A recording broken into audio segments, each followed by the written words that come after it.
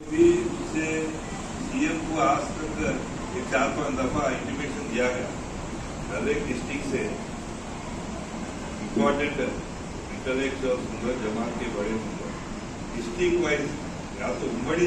जिला वाइज तो भी बुला के छोटी बातचीत करे आधे घंटे के बाद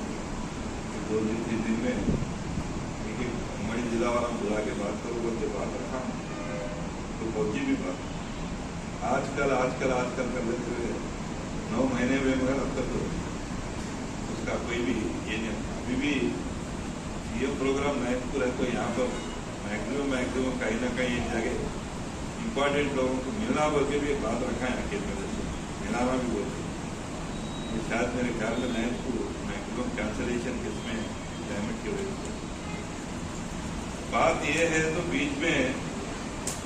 कुछ इम्पोर्टेंट चीजें आए तो भी लेटर के हिसाब से हमारा इम्पोर्टेंट पॉइंट से मैक्सिमम आपके जहन में भी नहीं होंगे वैसे धारकारी पॉइंट सीएम तक पहुंचाएंगे मगर उसमें अब तक कोई बातचीत का ही किसी के थ्रू या किसी के